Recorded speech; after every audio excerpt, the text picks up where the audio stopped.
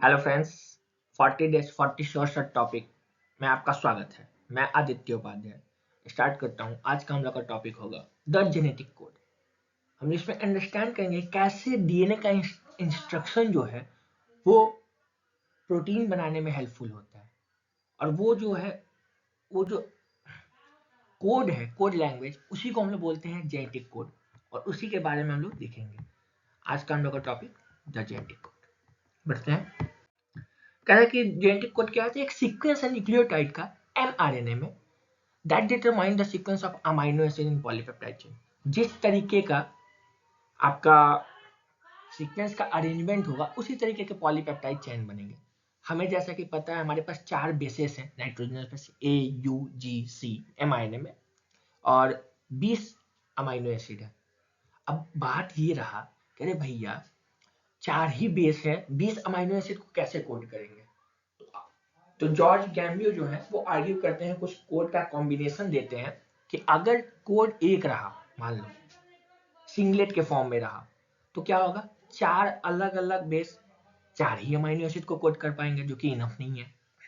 उन्होंने कहा कि चलो पेयरिंग में करते हैं, दो के पेयरिंग में ए जी you ji A C A you ऐसा वाला पेयरिंग करते हैं, तो मैक्सिमम 16 पेयर बन रहा है, जो कि इनफ नहीं है, फिर भी 20 ही बन रहे हैं।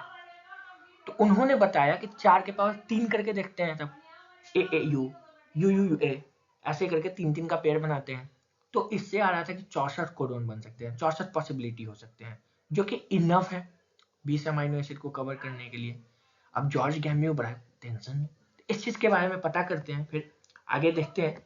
उन्होंने कहा, जॉर्ज गैम्बियो एक वो फिजिसिस्ट है कि वो उन्होंने बताया कि भैया ट्रिपलेट कोडोन होता है। ठीक है, इन्होंने ये बात बताया। हरगोविंद खुराना पहली बार इंडियन साइंटिस्ट का नाम हम लोग यहाँ देखने को मिल रहे हैं अभी तक में, जो कि डेवलप करते हैं केमिकल मेथड जिससे कि आरएनए मॉलिक्यूल सिंथेसाइज हो जाए कुछ कॉम्बिनेशन ऑफ बेसिस से, वो होमोपॉलीमर हो सकते हैं। ठीक है, फिर नीरेनबर्ग जो है वो सेल्फ रे सिस्टम बनाते हैं जिससे कि ये कोड को क्रैक किया जा सके। और सोवेरो ओकोआ वो एंजाइम पॉलीन्यूक्लियोटाइड फॉस्फोराइलेज डिस्कवर करते हैं, जो कि आरएनए को पॉलीमराइज करने में हेल्प करता है टेम्पलेट इंडिपेंडेंट मैनर में। ठीक है, तो ये 4 साइंटिस्ट का जेनेटिक कोड में बहुत बड़ा रोल है, जॉर्ज गैम्यू का खासकर, नीरेनबर्ग का खुराना। ठीक है, इसका कुछ अपना फीचर होता है कि ट्रिपलेट होगा, कोडोन कैसा होगा? ट्रिपलेट होगा। और अगर ट्रिपलेट हो रहा है तो इसके पास टोटल कितने हैं? 4 बेस हैं ट्रिपलेट के फॉर्म में, तो मैक्सिमम 64 कोडोन बनना है, बट बीसी अमाइनो एसिड है। तो इस चीज को देखने के लिए हम लोग क्या करते हैं कि 61 कोडोन देखें कि हम लोग 61 कोडोन जो है वो 20 अमाइनो एसिड को कोड करते हैं, और बाकी जो 3 कोडोन है वो स्टॉप कोडोन की तरह वर्क करते हैं। तो 61 + 3 का कॉम्बिनेशन। ठीक है, ये जो कोड है ये अनएम्बिगस होता है। ठीक है, ये कैसा होता है? अनएम्बिगस, मतलब कि यहाँ पर एम्बिग्यूटी नहीं होते हैं पार्टिकुलर कोडोन के लिए, यानी एक कोडोन जो है always code for same amino acid. अगर जैसे मान लीजिए कोई भी एक कोड AUG है, तो AUG अगर मिथाइनिन के लिए कोड कर रहा है तो वो AUG मिथाइनिन के लिए ही कोड करेगा, स्पेसिफिक होगा, अनएम्बिगस होगा। वो AUG किसी और के लिए कोड नहीं करेगा। कुछ एक्सेप्शन है, बट आपके लिए बोलता है इतना काफी है। ठीक है, अनएम्बिगस होगा। कह रहा है दूसरा कि डीजेनरेट जो कोड होते हैं वो डीजेनरेट होते हैं, मतलब कि पार्टिकुलर अमाइनो एसिड, एक अमाइनो एसिड है, एक से ज्यादा कोडोन भी उसके यूज हो सकते हैं। ठीक है, और फिर कह रहा है कि ये नॉन ओवरलैपिंग होंगे, मतलब कि जब कोड को पढ़ रहे हैं, जैसे मान लीजिए कोई एक सीक्वेंस है ए, जैसे यही 3 सीक्वेंस है UAA UAG UGA, तो हम लोग 3 के पेयर में ही पढ़ेंगे, नॉन ओवरलैपिंग होते हैं, ओवरलैप कर करके नहीं पढ़ेंगे, UAA फिर AUA ऐसा वाला कवरिंग नहीं करेंगे। ठीक है, ये यूनिवर्सल होते हैं कि ये जो बैक्टीरिया के लिए होंगे वही ह्यूमन के लिए होंगे, वही प्लांट के लिए होंगे, तो यूनिवर्सल है। कुछ एक्सेप्शन है, हमने फिर से बताया, बट आपके लेवल तक ये सब बात नहीं करना है, 12th लेवल तक। और यहाँ इनिशिएटर कोडोन फिक्स होता है। AUG जैसे मिथाइलिन का जो कोडोन है ये इनिशिएटर कोडोन की तरह काम करता है, याद रखिएगा।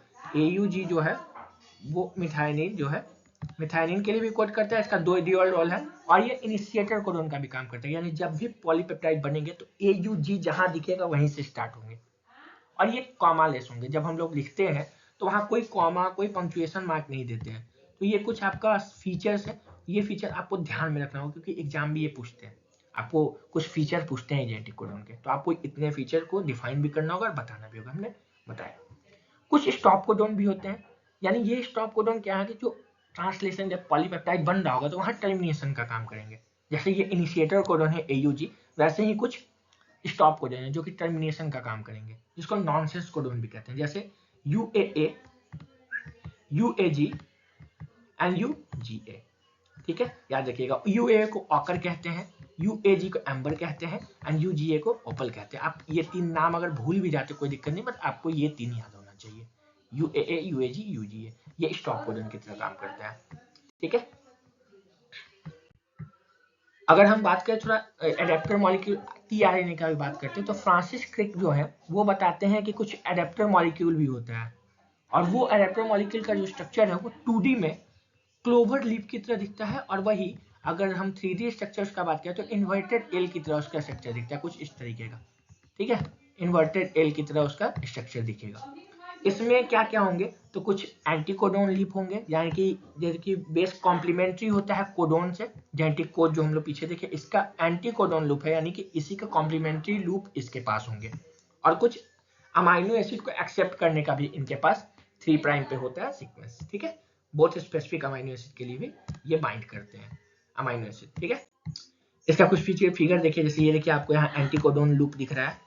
अब यहाँ जैसे मान लीजिए UAC है तो ये किससे बाइंड करेगा, UAC है तो ये किससे बाइंड करेगा, C है तो G, A है तो U, और U है तो A। तो AUG इनिशिएटर कोडॉन के लिए एंटीकोडॉन लूप पे उसका कॉम्प्लीमेंट्री बेस पेयर। ठीक है, ये क्लोवर लीफ की तरह 2D स्ट्रक्चर दिख रहा है और इन्वर्टेड एल की तरह दिखता है 3D स्ट्रक्चर। ये आपका tRNA का स्ट्रक्चर रहा। ठीक है, और ये आपका जेनेटिक कोडॉन रहा। जेनेटिक कोडॉन में यहाँ देखिए कैसे हम लोग लिखते हैं, UCAG ये फर्स्ट लेटर हो गया, इधर जो ऊपर लिखे हैं ये सेकेंड लेटर, और ये जो है इधर लिखे हैं UCAG ये थर्ड लेटर। जैसे यहाँ देखिए U, पहला U तो सब में U है पहला लेटर, और दूसरा भी U तो सब में दूसरा लेटर U है, सेकेंड लेटर वाला ये सेकेंड लेटर हो गया, ये फर्स्ट लेटर हो गया, और ये थर्ड लेटर जैसे जैसे आ रहा है। तो UCU पहली है, फिर UCC है, UUC है, UUA है, UUG है, ऐसे करके आपको कोडॉन भरना होगा। तो आपको याद रखना होगा, ऐसे चलना होगा, फर्स्ट सेकेंड और थर्ड, ऐसा लेटर आपको भरना होगा। ठीक है, और ये पूछता है एग्जाम के लिए, आपको पूछता है, याद रखिएगा।